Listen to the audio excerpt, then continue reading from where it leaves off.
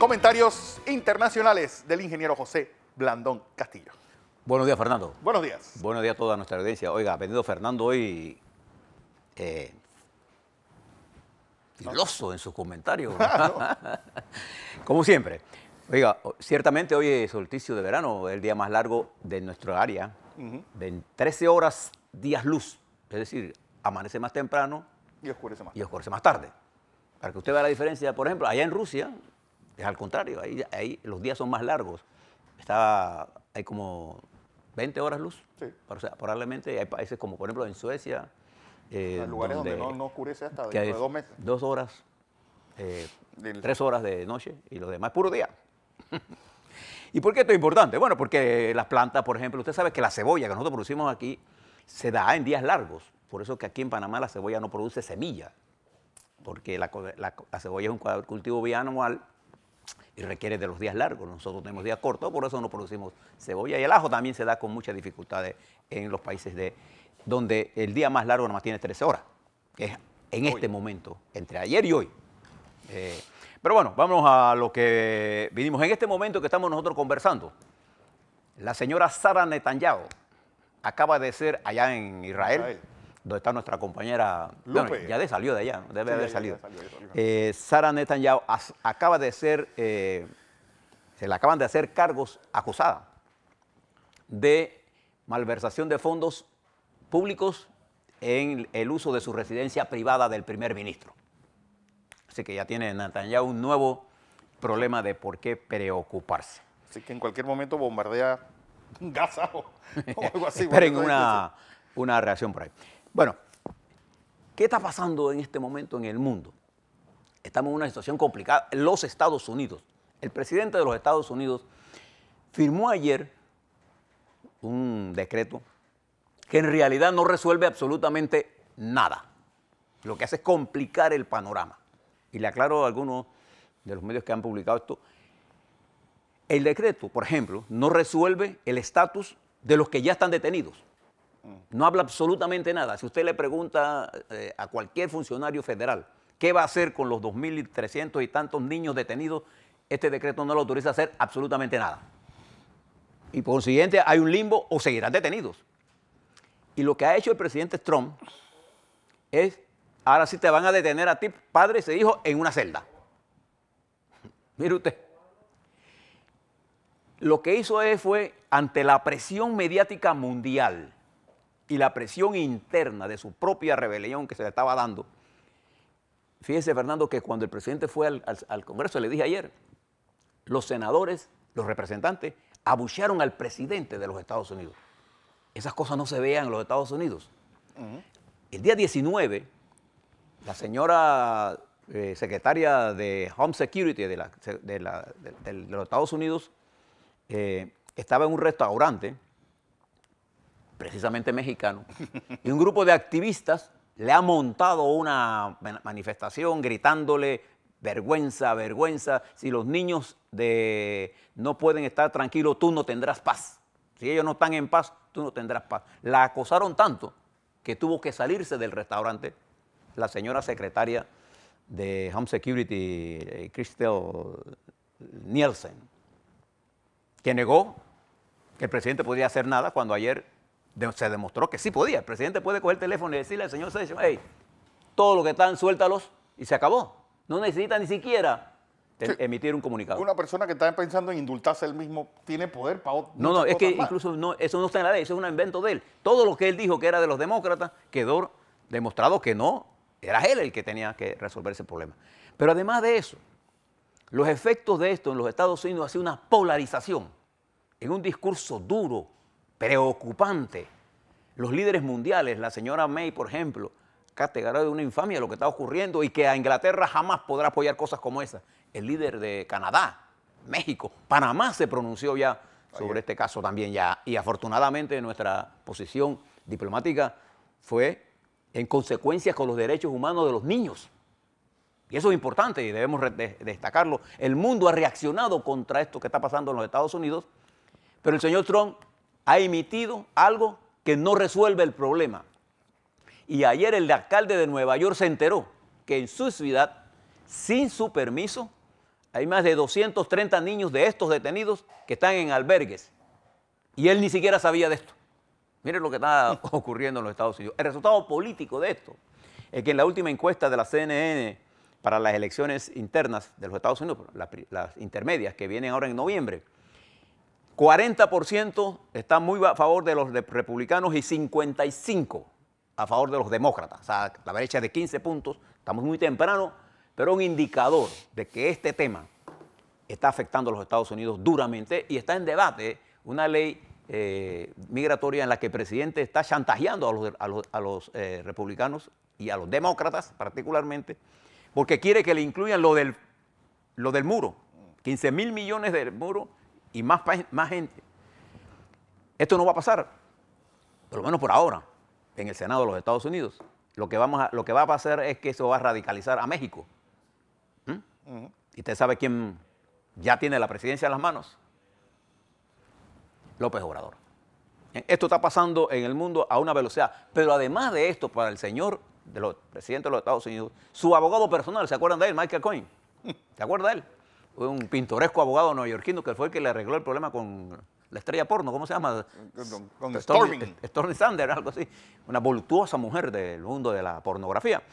Bueno, este señor ayer firma una carta en la que condena, primero renuncia del Partido Republicano, y él era tesorero del Partido Republicano. Y Trump dice que él no tenía mucha relación con él. Además de eso, en la misma carta, el señor abogado personal del señor Trump dice que condena lo que está pasando porque él es su abuelo es un migrante polaco que vino del Holocausto y no puede permitir esto, que los niños estén presos. Bueno, es una evidencia, Fernando, perdona, de lo que puede hacer él, convertirse en un delator. que aquí dice el señor Blandón, Trump no tiene detenidos a los niños latinos, sino enjaulados, que no es lo mismo. No, tiene razón. Antonio Saldaña nos escribe eso. Sí, igual, perdón, sí tiene razón. Ellos no están detenidos, ellos están en una especie de perrera. Es una perrera. Es una perrera. Lo definen los inmigrantes detenidos como perrera. Esto es lo más parecido a un campo de concentración. El daño emocional. Usted se imagina un niño de 3 años metido llorando y pidiendo en una jaula, pidiendo a su mamá. No sabe ni siquiera lo que está ocurriendo. Bien. Este señor Michael Cohen, las fuentes informativas de los Estados Unidos indican que está a punto de saltar a declarar contra el señor Trump. Se le complica la situación y por eso los abogados del señor, el jefe de campaña republicana está solicitando que ya es la hora de que el presidente Trump destituya a Sessions y destituya al fiscal Mueller. ¿Qué les parece? Así están los Estados Unidos solo en el mundo y en medio de una guerra comercial. Y quiero destacar lo siguiente, y con mucho respeto le quiero solicitar a la autoridad del Canal de Panamá lo siguiente.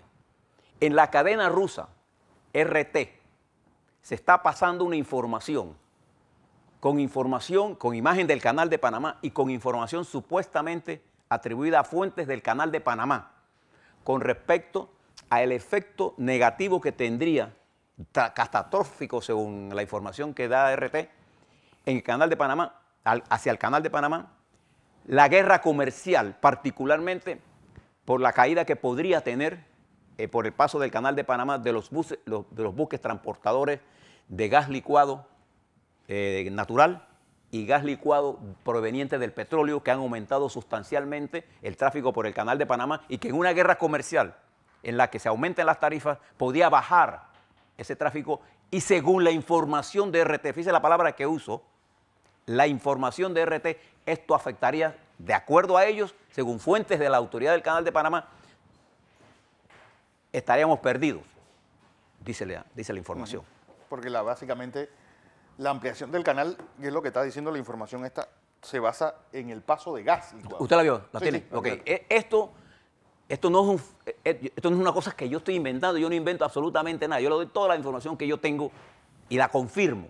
Esto está en los canales de RT, que es una de las canales de mayor difusión en el mundo en este momento, no se engañen. Entonces le quería solicitar a la autoridad del Canal de Panamá que le explique esto al país. ¿Por qué tenemos que enterarnos nosotros de lo que está pasando en la autoridad del canal en fuentes extranjeras y no de aquí? Yo le he señalado a ustedes que esta guerra comercial nos va a afectar a nosotros y al canal. Yo le estoy hablando de esto, pero el canal no nos ha dicho lo que en teoría le habría dicho, y mire las palabras que uso, a RT, la televisión rusa. Lo tienes que explicar. ¿Por qué tenemos que saber de esto? Porque esta guerra comercial entre los Estados Unidos y China, ya China ha tomado la decisión de ponerle aranceles al sector energético. Y mire la importancia de todo esto, porque ahora le hablo, mejor le voy a esperar que venga a la parte de los señores para hablarle esto, porque hay una planta de gas natural que debió establecerse en Panamá y que debíamos aprovechar ahora, que se puede encarecer el gas natural, porque se va a encarecer, el petróleo subió ayer, pero nosotros cerramos la posibilidad de un desarrollo de una planta. Ahora le hablo sobre eso. Esto está ocurriendo en la guerra comercial que está todo de estarse. Ya la Unión Europea puso aranceles equivalentes a 2.700 millones, que es el equivalente de lo que cuesta el arancel que le puso Estados Unidos a la Unión Europea. Ya la China puso 50.000 millones y los Estados Unidos los acaba de subir a 200.000 millones más. Imagínense esta clase de guerra, no estamos hablando de una guerrita. Estamos hablando de una guerra. Rusia opuesta a la lucha comercial. Y el país que impulsó la apertura comercial, cerrando fronteras y metiendo una ley inmigratoria, ellos fueron los creadores de todo este problema. ¿Quién fomentó la estructura de explotación en la región centroamericana? A ver, ¿quién sustentó todos esos regímenes represivos? ¿Quién fue el sustentador del ejército guatemalteco? O del ejército hondureño, a ver, o del ejército salvadoreño. A ver, todas estas cosas están ocurriendo. Y el populismo, por otro lado, se ha encargado de producir otra ola de migración. Ahí está Venezuela, ahí estaba Ecuador. Usted que sabe de España, mucho y del mundo, usted se da cuenta que en España hay decenas de miles de ecuatorianos. 380.000. Salieron antes de Correa. Pero cuando se estaba destruyendo ese país, ¿no? Y que sigue en ese proceso. Bien. Observe todo lo que está pasando en el mío. Yo quisiera, para darle un sentido positivo a todo esto, leerles un tuit que ayer escribió nada más y nada menos que Sugar Ray Leonard en el día de ayer. Sugar Ray Leonard, ¿saben quién es, no? Hombre. Ayer se cumplió 38 años de la pelea primera con Durán. Y fíjense lo que dice Sugar Ray Leonard y miren qué exquisitez de lenguaje. Está en inglés, voy a hacerle una libre traducción. No puedo creer, dice Leonard, que hoy, o sea ayer, se cumple el 38 aniversario de mi primera pelea con Roberto Durán.